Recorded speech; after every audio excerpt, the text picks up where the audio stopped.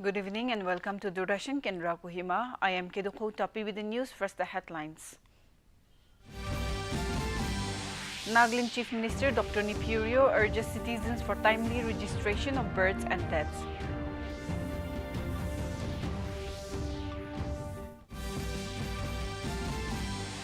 "282 new recruits inducted into Assam Rifles at attestation parade in Chukovi, Chumukidima. Vice President C.P. Radhakrishnan says country's artisans are custodians of centuries-old knowledge. And Union Finance Minister Nirmala Sitharaman to present Union Budget 2026 to 27 in Lok Sabha tomorrow. Now the news in detail. Chief Minister of Nagaland Dr. Nipurio today launched the digitization of all manual birth and death certificate in Kohima. Secretary, Department of Economics and Statistics Akuna S. Mayase, Director Economics and Statistics Nidilhu Kiditsu and other officials from the department were also present on the occasion. Addressing the program, Chief Minister Rio stressed that the initiative will streamline service delivery, ensure efficient and accurate data, improve citizen access to essential documents, and assist the government in making public policy decisions. He also commended the efforts of the department and urged the citizens for timely registration of births and deaths. Following the directive of the Office of the Registrar General of India, Ministry of Home Affairs, the Department of Economics and Statistics Nagaland has introduced online registration of births and death in the state beginning April 2022. This initiative marks a significant step toward modernizing vital records management and ensuring greater efficiency and accessibility for citizens. The department has announced that the issuance of manual certificates will soon be discontinued, with the system transitioning to 100% online registration and digitization of all manual birth and death certificates.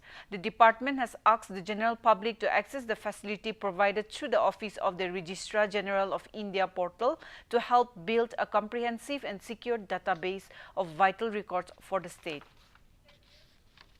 Additional Director General of Assam Rifle Major General Jai Ali Bansla today reviewed the attestation parade of the recruits at the Assam Rifles Training Center and School at Chukovi in Chumukidima district. A total of 282 recruits, including 36 Mahila recruits, were formally attested after completing 44 weeks of rigorous training encompassing battlecraft, weapon handling, jungle lane shooting, and specialization in counter-insurgency operation.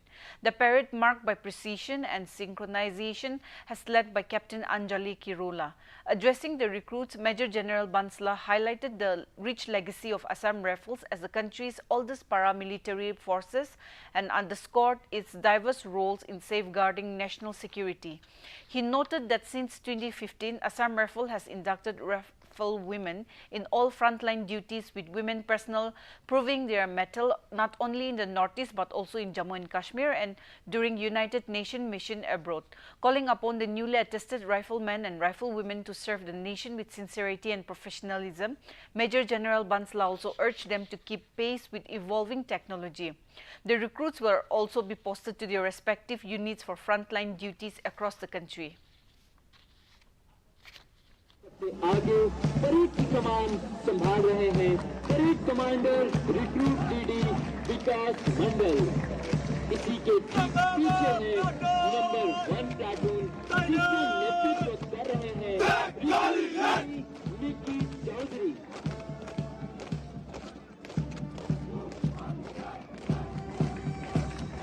Number 2 platoon, जिसका नेतृत्व कर रहे हैं recruit DD Abhijit सौ।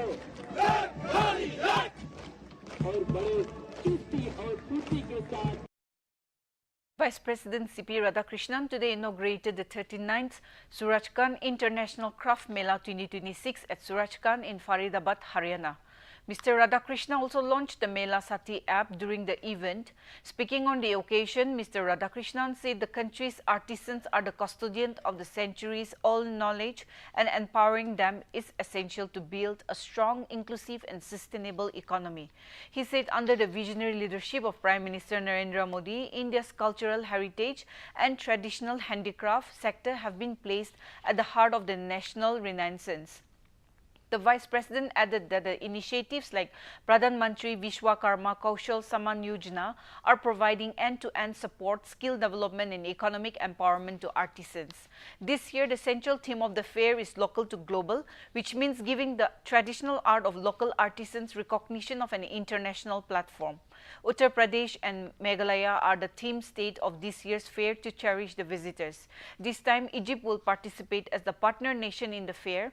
A large number of renowned national and international folk artists and cultural groups will present their performance at both the chowpals, the open-air theatres located in the Mela premises. There will also be entrailing cultural evening programs at the main chowpal during each of the Mela evening. Haryana, the festival will be held till the 15th of next month. Finance Minister Nirmala Sitharaman will present the Union Budget 2026 to 27 in the Lok Sabha tomorrow. After presentation of the budget in the lower house, the copy of the budget will be tabled in the Rajya Sabha. This will be the 9th consecutive budget presentation by Mrs. Sitharaman since assuming office in 2019. Meanwhile, Finance Minister Nirmala Sitharaman will interact with around 30 college students from different regions of the country after the presentation of the Union Budget 2026 to 27 tomorrow. As part of this initiative, the college students will also get to witness a live presentation of the Union Budget from the Lok Sabha gallery. महाविद्यालयों से आए 30 विद्यार्थियों से भी बातचीत करेंगी। इससे पहले वित्त मंत्री ने कई हितधारकों के साथ बजट पूर्व परामर्श बैठक की।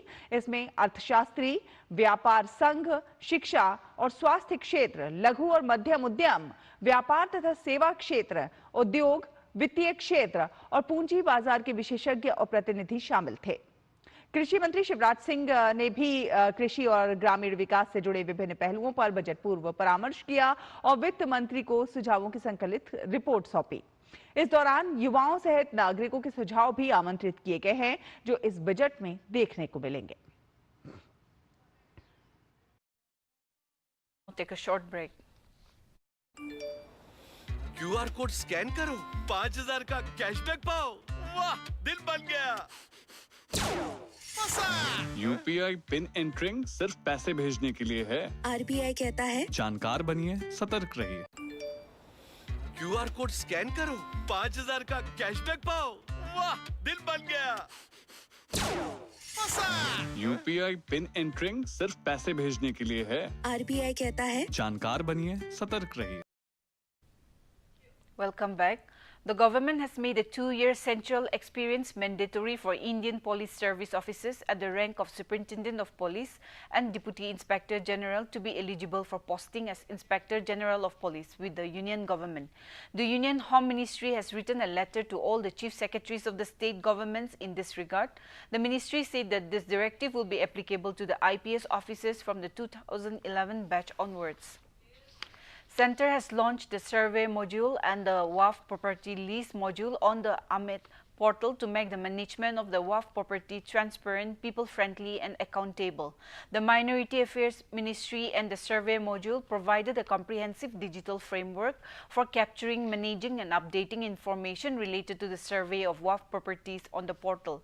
The ministry said that the WAF property lease management module have been designed to facilitate end-to-end management of the leasing-related information of the WAF properties. The module enables system recording and monitoring of key details such as lease information, lease period, lease amount and other relevant particulars in a structured and transparent manner. Secretary Minister of Minority Affairs Dr. Chandrasekhar Kumar has encouraged all state and union territories WAF boards to ensure the implementation of the module to raise awareness among eligible beneficiaries. Commerce and Industry Minister Piyush Goyal has asserted that with the Indian-EU Free Trade Agreement, India's export to the European Union can double in 5 years. Mr. Goyal also urged the business persons, MSMEs, startups and entrepreneurs to focus on going international. The Union Ministry said that this while sharing his interviews with prominent national dailies in the series of local media posts. He highlighted how the trade deal will benefit the country in different ways. Mr. Goyal said that the India-EU FTA is a powerful FTA that will unlock major opportunities for India while protecting the country's sensitive sectors. He underlined how the FTA will be a game changer for the country's labor-intensive sector and power the country's growth story. Over 25 crore soil health cards have been distributed to farmers across the country. The Soil Health Card scheme was launched by the central government in 2015 with a view to address the decline of soil nutrients. By July last year, more than 93,000 farmers training programs, over 6 lakh field demonstrations and thousands of awareness campaigns were conducted under the scheme.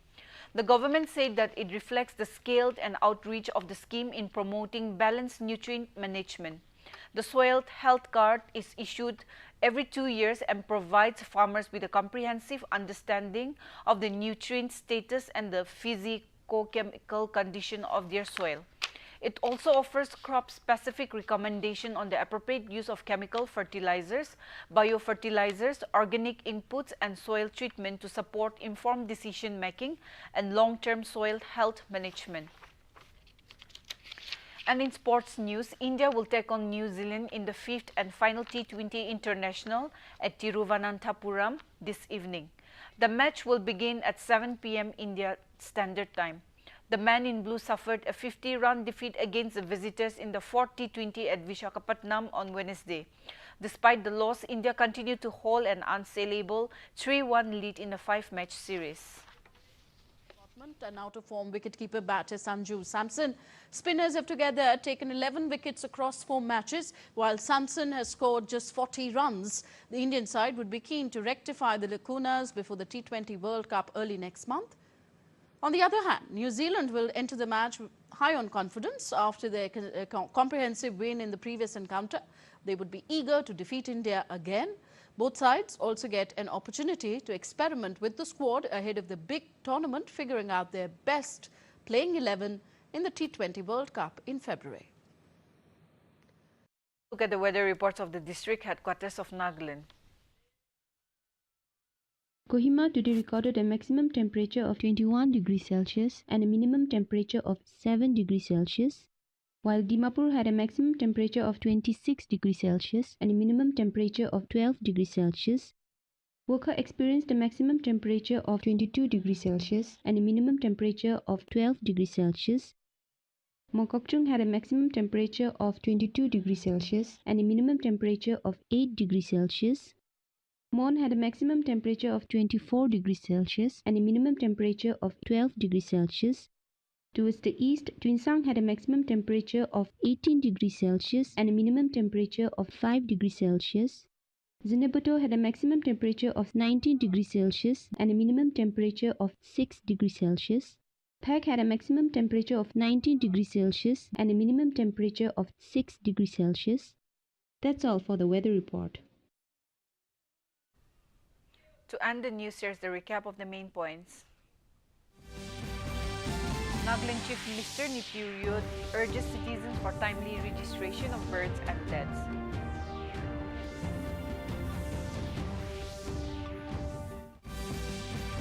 (282) new recruits inducted into Assam Rifle at attestation parade in Shukovi, Chumokidima.